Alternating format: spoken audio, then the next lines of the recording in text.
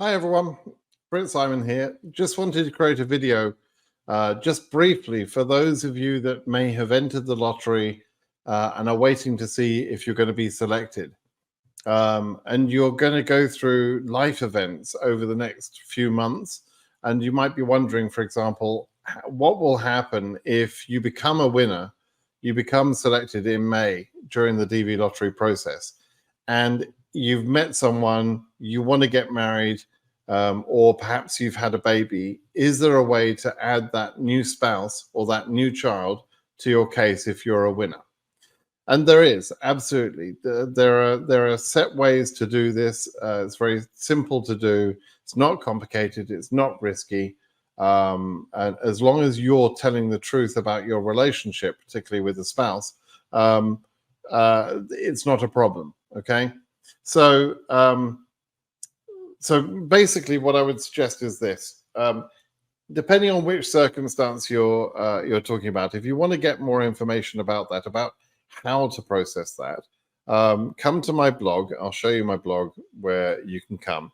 You'll come to my blog and you'll click this search thing here, and you'll search married, for example, right?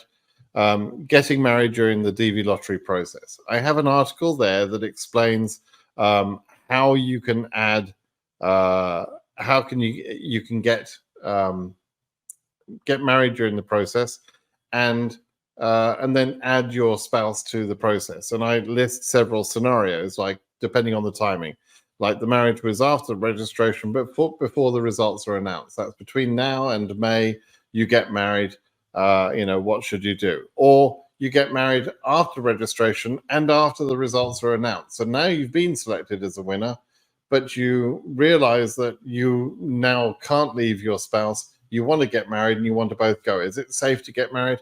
Yeah, absolutely. You can do that. And my article here explains how. And then there are two other scenarios, which is about leaving it much later than that. It gets a little bit more tricky later on. But it is still possible. And then what will be the scenario if you get married after you've come to the USA? What would that scenario look like? It's all covered in this article. Okay, so just come to my blog, BritSimonSays.com. If you have an interest in the DV lottery and you are getting married, or you get married during the process, come along and have a look at that. Also, if you have a newborn child, you might have a similar set of questions. So you can come here, search in my blog with this magnifying glass here. You can search and see how to add a newborn child to the case. And again, the timing of when the child is born is kind of important. So I've listed that in different timings, same sort of thing. So, if the birth is before your case is current or scheduled, scenario one, and scenario two is after you've been scheduled but before the interview, and so on. There are different timings and different ways that you can add the child depending on the timing. Okay, so all the information is there. There's no need to be confused about this.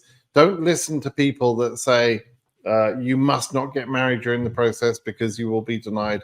Don't listen to that. It's perfectly possible to get married.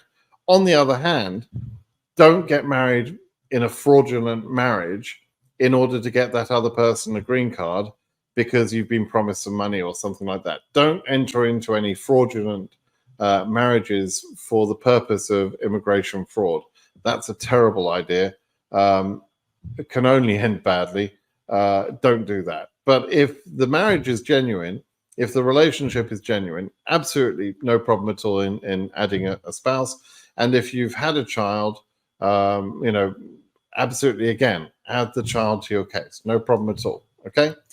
All right, everybody. Just wanted to leave that quick video out there. I've done videos on a similar sort of basis before, but I just wanted a quick video that would be helpful to you. And I hope that was helpful for you. Please do subscribe to my channel. Give me a thumbs up on this video if you like it. Thanks then. Bye now.